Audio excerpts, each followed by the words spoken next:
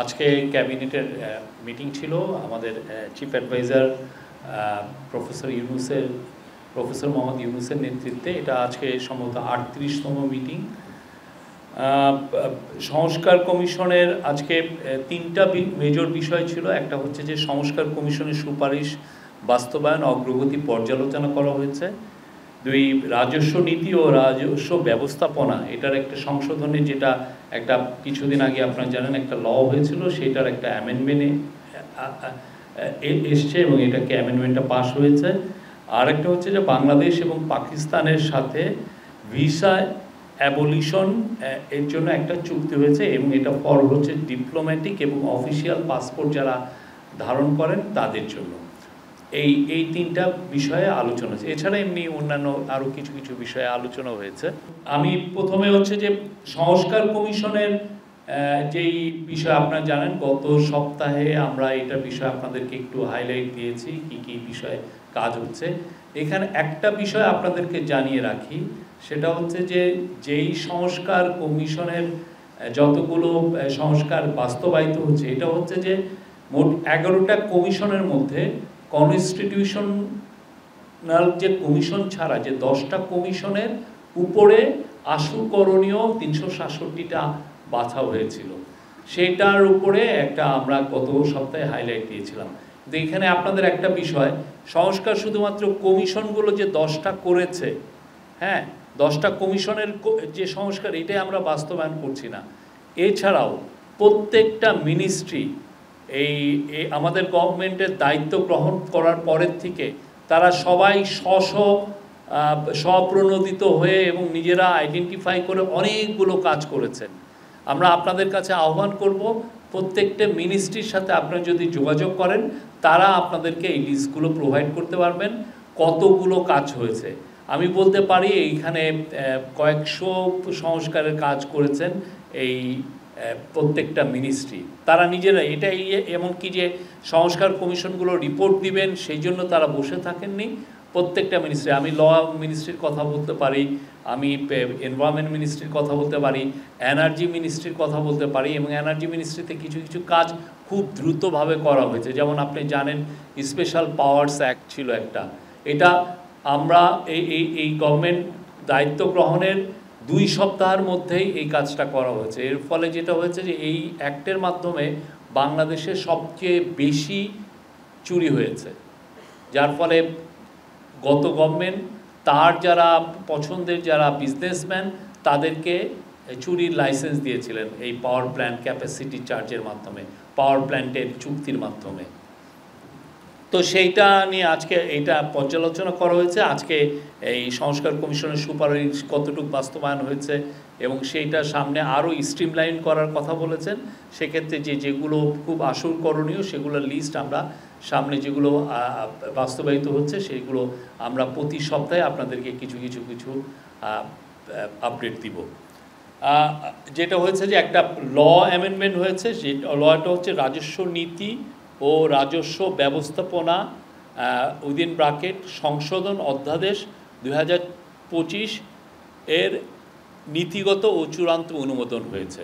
আমি আবার পড়ি এখানে, সরকারের রাজস্ব আহরণ কার্যক্রমের স্বচ্ছতা, জবাবদিহিতা ও গতিশীলতা বৃদ্ধিকরণ ও রাজস্ব নীতি প্রণয়ন ও রাজস্ব আহরণ ব্যবস্থাপনা কার্যক্রম পৃথকীকরণের জন্য বিদ্যমান কাঠামো পুনর্গঠনপূর্বক রাজস্ব নীতি বিভাগ ও রাজস্ব ব্যবস্থাপনা বিভাগ নামে 2টি পৃথক বিভাগ প্রতিষ্ঠাকল্পে গত 12ই মে 2025 তারিখে রাজস্ব নীতি ও রাজস্ব ব্যবস্থাপনা অধ্যাদেশ 2025 জারি করা হয়। জারি করা অধ্যাদেশের কয়েকটি ধারার বিষয়ে জাতীয় রাজস্ব বোর্ডের কর্মচারীদের সাথে কথাবার্তা হয়। দেশের ব্যবসা বাণিজ্য, শিল্প, বন্দর, রাজস্ব আদায় কার্য পর্যালোচনা, মূল্যায়ন এবং এই সকল বিষয় অধিকতর গতিশীল করার নিমিত্ত প্রয়োজনীয় সুপারিশ প্রদানের লক্ষ্যে গত 29শে জুন 2025 তারিখে মন্ত্রিপরিষদ বিভাগ হতে উপদেষ্টা বিদ্যুৎ, জ্বালানি ও খনিজ সম্প্রদায় মন্ত্রণালয়, সড়ক পরিবহন ও সেতু মন্ত্রণালয় এবং রেলপথ মন্ত্রণালয়কে আহ্বায়ক করে, মানে ফজলুল কবির খানকে আহ্বায়ক করে উপদেষ্টা শিল্প মন্ত্রণালয়, গৃহায়ন ও গণপূর্ত মন্ত্রণালয়, উপদেষ্টা পরিবেশ, বন ও জলবায়ু পরিবর্তন মন্ত্রণালয়, পানি সম্পদ মন্ত্রণালয়, উপদেষ্টা নৌ পরিবহন মন্ত্রণালয়, শ্রম ও কর্মসংস্থান মন্ত্রণালয়, উপদেষ্টা বাণিজ্য মন্ত্রণালয়, বস্ত্র পাট মন্ত্রণালয় এবং বেসামরিক বিমান পরিবহন ও পর্যটন মন্ত্রণালয়ের সমন্বয়ে একটি উপদেষ্টা পরিষদ গঠন করা হয়। একটি উপদেষ্টা পরিষদ কমিটি গঠন করা হয়। গঠিত উপদেষ্টা পরিষদ কমিটি জাতীয় রাজস্ব বোর্ডের সদস্যবৃন্দ, বিসিএস ট্যাক্সেশন, বিশেষ শুল্ক আবগারি ক্যাডার অ্যাসোসিয়েশন প্রতিনিধিবৃন্দ, জাতীয় রাজস্ব বোর্ড সংস্কার সংক্রান্ত পরামর্শ কমিটির সদস্যবৃন্দ এবং ব্যবসায়ী প্রতিনিধিদের সাথে মত বিনিময় করেন এবং মাঠ পর্যায়ের কয়েকটি আয়কর, কাস্টমস ও ভ্যাট অফিস পরিদর্শন করেন। মত বিনিময় শেষে রাজস্ব নীতি ও রাজস্ব ব্যবস্থাপনা অধ্যাদেশ 2025-এর কতিপয় ধারা সংশোধন ও সংযোজনের বিষয়ে উপদেষ্টা পরিষদ কমিটি কর্তৃক সুপারিশ করা হয়। প্রাপ্ত সুপারিশসমূহ বিবেচনায় নিয়ে অর্থ উপদেষ্টা মহোদয়ের নির্দেশের আলোকে অধ্যাদেশ সংশোধনের চূড়ান্ত খসড়া প্রস্তুত করা হয়। এটার হচ্ছে ব্যাকগ্রাউন্ড। আর পাকিস্তানের বিষয়ে আমাদের যে এটা হচ্ছে যে এই রকম চুক্তি আমরা আরও 31টা দেশের সাথে করেছি। এই চুক্তিটা হবে 5 বছরের জন্য। এর ফলে যারা আমাদের গভর্নমেন্টের যারা ডিপ্লোম্যাটিক পাসপোর্ট হোল্ড করছেন বা যারা অফিসিয়াল পাসপোর্ট হোল্ড করছেন তারা এখন বিনা ভিসায় পাকিস্তান সফর করতে পারবেন এবং একইভাবে পাকিস্তানের যারা অফিসিয়াল পাসপোর্ট হোল্ড করছেন বা যারা পাকিস্তানের কূটনীতিক ভিসা পাসপোর্ট হোল্ড করছেন তারাও বাংলাদেশে সফর করতে পারবেন উইদাউট এনি ভিসা। এটা আমাদের একটা স্ট্যান্ডার্ড প্র্যাকটিস, আমরা অনেকগুলো 31টা দেশের সাথে করেছি। হ্যাঁ, এই চুক্তিটা হচ্ছে 5 বছরের জন্য। আরেকটা আপনি জানেন যে আগামী 24, 25, 26 তারিখে রোহিঙ্গা একটা কনফারেন্স হচ্ছে কক্সবাজারে। এই অন্তর্বর্তীকালীন গভর্নমেন্ট রোহিঙ্গা ইস্যুটাকে খুব সিরিয়াসলি দেখছেন। আপনি জানেন এই বিষয়ে আমরা অনেকের সাথে আমরা কাজ করছি, অনেক দেশের সাথে খুব নিবিড়ভাবে আমরা এই বিষয় নিয়ে আলাপ আলোচনা করছি। তো সেই আলোকেই রোহিঙ্গা ক্রাইসিসটাকে আবার ইন্টারন্যাশনালি যাতে মেজর ডিসকাশনের বিষয় হয় সেটার জন্য আমরা এইটাকে হাইলাইট করার জন্য তিনটা বড় ইন্টারন্যাশনাল কনফারেন্স করার আমরা প্ল্যান নিয়েছি। তার প্রথমটা হচ্ছে এই 24 তারিখে শুরু হবে আর 3 দিন ব্যাপী। এরপরে 30শে সেপ্টেম্বর হবে সবচেয়ে বড়, সেটা ইউএনএ হবে। সেখানে আমরা আশা করছি 170টার মতো দেশ পার্টিসিপেট করবে। তার পরবর্তীতে আরও একটা কনফারেন্স আমরা আশা করছি দোহা, কাতারে হওয়ার we expect that it will be held in Doha. এই 3টা কনফারেন্স। তো এই রোহিঙ্গা এইটা নিয়ে যেটা হচ্ছে সেটা কক্সবাজারে যেটা হচ্ছে সেটা এখানে মেজর ইস্যু হলো আপনারা জানেন রোহিঙ্গা জনগোষ্ঠীর পক্ষে ইন্টারন্যাশনাল ফোরামে যে বাইরে যে তারা যে হিউম্যানিটেরিয়ান ডিজাস্টার যেটা ফেস করেছে বা জেনোসাইড যেটা ফেস করেছে তাদের কথাটা বা ইন্টারন্যাশনাল ফোরামে আসাটা অনেক ক্ষেত্রেই কষ্টকর। সেই জন্য তারা যাতে কক্সবাজারে এই ইন্টারন্যাশনালি এই যে যারা আমরা আশা করছি যে 40টার মতো দেশের প্রতিনিধিবৃন্দ এখানে থাকবেন, অনেক ইন্টারন্যাশনাল অর্গানাইজেশন এবং অনেক ইউএন অর্গানাইজেশন এইখানে থাকবেন। তাদের সাথে যে যারা বিদেশি আসবেন তাদের সাথে রোহিঙ্গার জনগোষ্ঠী ইন্টারঅ্যাক্ট করতে পারবেন, তাদের কথাগুলো বলতে পারবেন, তারা তাদের যে ভয়েসগুলো তারা রেইজ করবেন। এটা কক্সবাজারে এই ঘটনা এটা হবে এবং এটা 24 তারিখে তাদের সাথে ইন্টারাকশনের একটা ডেট আছে। 25 তারিখে আমাদের চিফ অ্যাডভাইজার মহোদয় ওখানে যাচ্ছেন এবং 26 তারিখে তারপর উনি এসে পড়ার পরেও কন্টিনিউ করবেন ডায়ালগ এবং এটা 26 তারিখে কনক্লুশন হবে। তো এখানে মেজর যেগুলো ডিসকাশন পয়েন্ট,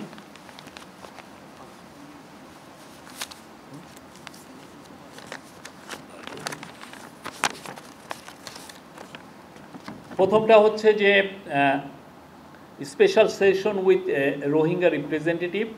সেখানে মেজর ডিসকাশন পয়েন্ট হলো confidence building measure towards A conducive environment for repatriation of Rohingyas to their homeland in Myanmar.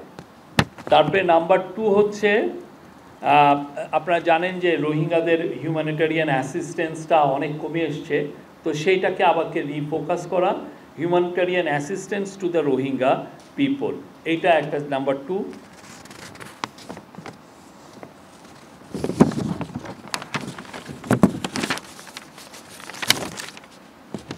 Number 3 session হচ্ছে accountability and justice for atrocities committed against Rohingyas, and number 4 হচ্ছে ways to sustainable time bound actionable road map for resolution of A Rohingya crisis.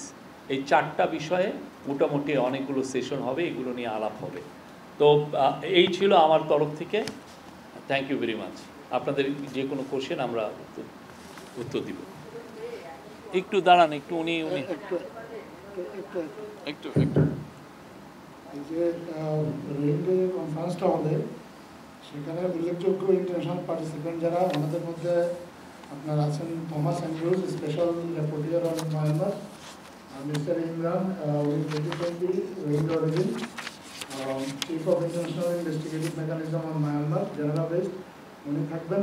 মালয়েশিয়ার permanent resident representative in UN উনি থাকবেন, এবং Dhaka based কমপক্ষে 10 জন ambassador এই কনফারেন্সে থাকবেন। এছাড়া আরও অনেক ডিগনিটারিজ আছেন যারা এখনও কনফার্ম করেনি, তাদের কনফার্মেশন পর্যায়ে আছে, হয়তো বা কনফারেন্সের একদিন বা দুদিন আগে আমরা আপনাদেরকে তাদের নামও জানাতে পারবো। বলেন লিমন। জি, দুইটা ব্যাপার একটু জানতে চাই যে এখন কি অন্য ক্যাডার থেকে আসতে পারবে, এটা একটু ক্লিয়ার করেন। আরেকটা হলো যে সংস্কারের ব্যাপারে যে 366 প্রস্তাবের কথা বলেছেন, এখানে 367 জি 67 কতগুলো আসলে অর্ডিন্যান্স বা কতগুলো বাস্তবায়ন হয়েছে সংস্কার দিতে পারেন কিনা। আর এখন তো অনেক ধরনের আলোচনা হচ্ছে যে বাস্তবায়ন প্রক্রিয়া কি হবে, এটা নিয়ে উপদেষ্টা পরিষদ কোনো কিছু মানে আলোচনা করেছে। এখন একটা বিষয় হচ্ছে যে আপনার সেকেন্ড কোশ্চেনটা আমরা বলি না, আপনার একটা ধারণা হচ্ছে যে আমরা শুধুমাত্র যারা এই যে 10টা কমিশন, মোট 11টা কমিশন ছিল, একটা কনস্টিটিউশন কমিশন, সেটা কনসেনসাস বিল্ডিং কমিশনের সাথে পলিটিক্যাল পার্টির আলোচনা হচ্ছে, তারা সেই অনুযায়ী ওইটার ইমপ্লিমেন্টেশন হচ্ছে। ওইটা হলো কনসেনসাস বিল্ডিং কমিশনের কাজ, পলিটিক্যাল পার্টির সাথে কনস্টিটিউশনের ব্যাপারে।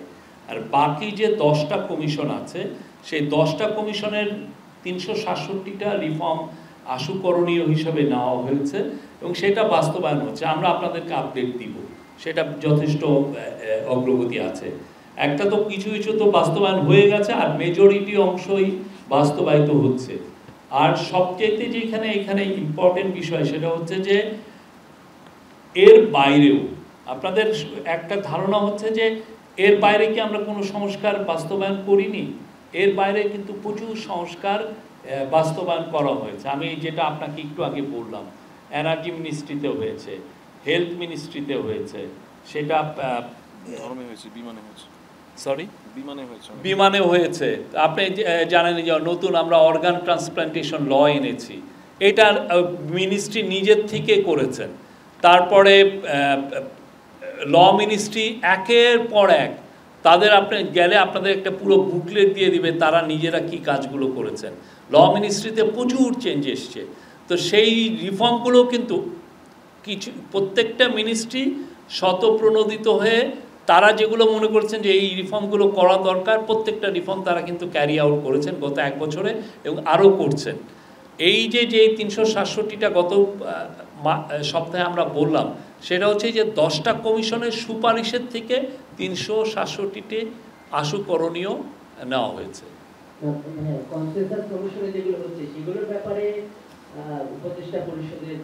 এটা কনসেনসাস কমিশনের সাথেই তাদের আলাপ হচ্ছে। কনসেনসাস কমিশন তো রিপ্রেজেন্ট করছেন হলো ইন্টারিম গভর্নমেন্টকে, তো ওনারা আপনারা এই বিষয়ে তাদের কাছ থেকে আরও বেটার জানতে পারবেন।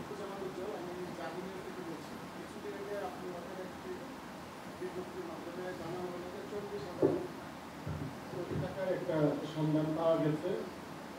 এই সরকারের আমলে আসলে এই টাকার কতটুকু উদ্ধার করা সম্ভব হবে বা এটার প্রক্রিয়াটা কি হবে, আর এগুলো মানে এই টাকার মালিক কারা, এগুলো আপনারা প্রকাশ আদৌ করবেন কিনা। কারণ আমরা অনেক সময় দেখি যে এগুলি বলা হয়, আমরাও লিখি, কিন্তু বিস্তারিত পাঠকের মনেও প্রশ্ন থাকে বা আমাদেরও জানতে ইচ্ছে করে যে আসলে এগুলো বলা হচ্ছে যে স্পেসিফিক মানে কোথায় কত কার টাকা কিভাবে গেল এগুলো আপনারা বিস্তারিত প্রকাশ করবেন কিনা। আরেকটা প্রশ্ন হচ্ছে, আপনারা বেশ কিছুদিন আগে বলেছিলেন যে নতুন একটা আইন করা হচ্ছে যার মাধ্যমে নাকি যাদের বিরুদ্ধে মিথ্যা মামলা দায়ের করা হয়েছে তারা এসপির মাধ্যমে অনুসন্ধান করে যদি দেখা যায় যে তারা নির্দোষ, তাদেরকে মামলা থেকে অব্যাহতি দেওয়া হবে।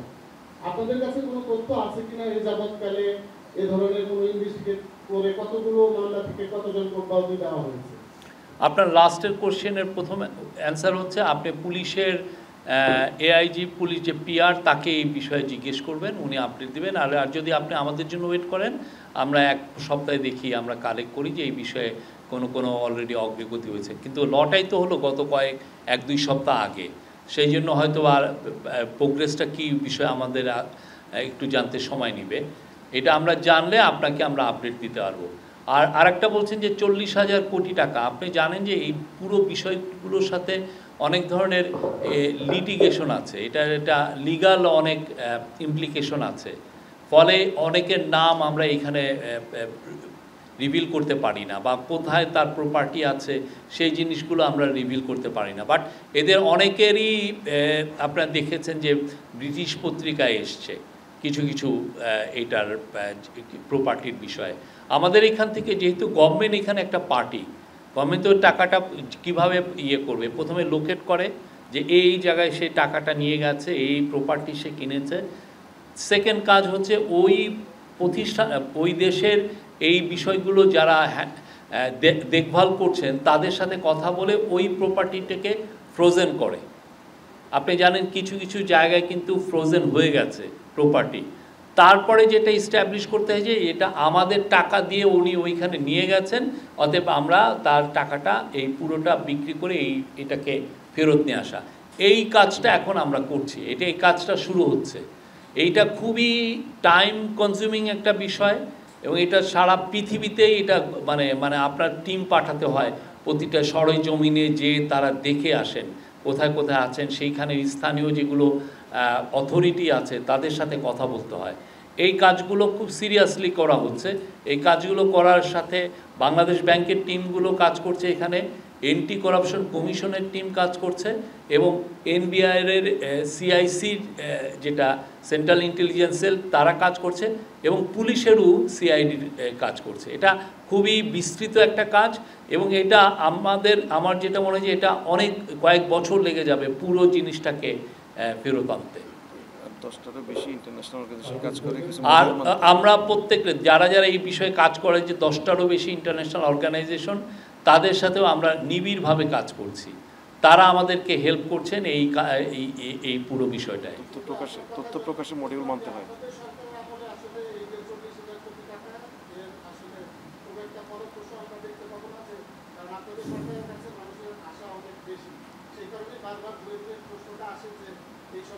না না, আমরা একটা দিনও অপচয় করছি না, একটা দিনও এই গভর্নমেন্ট অপচয় করছে না। খুব ভালো, খুব লেগে আছে, যেখানে যেখানে টিম পাঠানোর দরকার প্রত্যেকটা জায়গায় টিম পাঠানো হচ্ছে। সরজমিনে যে তার প্রপার্টি চেক করে দেখে আসছেন তারা। আমরা আশা করছি যে আমাদের গভর্নমেন্টের সময় আমরা অবশ্যই কিছু সাকসেস আপনাদেরকে দেখাতে পারবো, সেই লক্ষ্যেই কাজ করা হচ্ছে। But we are being realistic.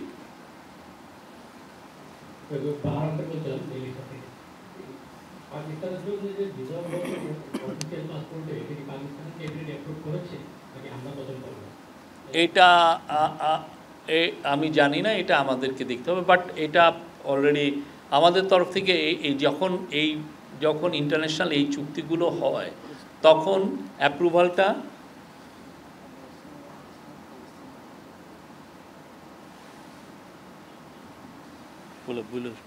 দাঁড়ান একটু, উনি বলছেন এই বিষয়ে পাকিস্তান সরকারের সম্মতি পাওয়া গেছে। আচ্ছা, আর দ্বিতীয় প্রশ্ন হচ্ছে যে ভারতে কার্যক্রম নিষিদ্ধ আওয়ামী লীগের অফিস স্থাপন নিয়ে বাংলাদেশের পক্ষ থেকে এক ধরনের জানানো হয়েছে, সেটা করতে ভারত উত্তর দিয়েছে, সেই বিষয়ে আপনাদের অবস্থান? সে বিষয়ে আপনাদেরকে রেগুলারলি কথা বলবেন, এই বিষয়ে আমাদের ফরেন মিনিস্ট্রি এই বিষয়ে আপনাদেরকে আপডেট দিবেন। কালকে তারাই স্টেটমেন্টটা দিয়েছিলেন, তারাই আপনার পরবর্তী পদক্ষেপ কী হবে তারা জানাবেন। আমি তো এখন বলতে রোহিঙ্গাদের এই কনফারেন্স বিষয়ে যে ব্রিফটা করলেন সেটাকে আমাদের গ্রুপে দিয়ে দেওয়া যায় কিনা, তাহলে আমরা আরেকটু ক্লিয়ার করে যে বিষয়গুলো আপনি পরে নিয়েছেন। ওটা এখনো ড্রাফট, ওটা ফাইনাল হলে পুরো আমরা তো আপনাকে বললাম 4টা বিষয়ে আলোচনা হবে। রোহিঙ্গারা কথা বলবেন, ইন্টারন্যাশনাল যারা ডিগনিটারি আসবেন তাদের সাথে ইন্টারাকশন হবে, কনফিডেন্স বিল্ডিং মেজার নিয়ে কথাবার্তা হবে, কীভাবে তারা ফেরত যেতে চান সে এইটা নিয়ে কথাবার্তা হবে, তারপরে এই ক্রাইসিসের কীভাবে রেজুলেশন হয় সেটা নিয়ে কথা হবে, এবং হিউম্যানিটারিয়ান অ্যাসিস্ট্যান্স আপনি জানেন যত অনেক কমে গেছে, সেটাকে কীভাবে আরও বাড়ানো যায় যাতে রোহিঙ্গা জনগোষ্ঠীর কোনো হিউম্যানিটারিয়ান ক্রাইসিসে না পড়েন, সে বিষয়ে আলাপ হবে। Any other question? উজ্জ্বল ভাই যে প্রশ্নটা ওখানে হচ্ছে যে বিদেশে যে অ্যাসেট আমাদের এখানে কোর্টে প্রমোশন হবে এই কারণে সময় সাপেক্ষ বিষয় না, এটা আরেকটা বিষয় হচ্ছে খুলনা ইউনিভার্সিটি, আপনি জানেন খুলনা ইউনিভার্সিটির স্টুডেন্টরা তাদের পার্শ্ববর্তী একটা সরকারি জমি তারা চাচ্ছিলেন তাদের বিষয়ে। তা গতকাল খুলনা ইউনিভার্সিটির সাথে আমাদের ফিশারিজ এবং livestock advisor Farid Akhtar ওনার ফলো একটা ভালো মিটিং হয়েছে। সেই মিটিংয়ের এইটা নিয়ে তারা একটা কমিটি করে দিবেন যারা এই বিষয়গুলো নিয়ে দেখবেন। Thank you.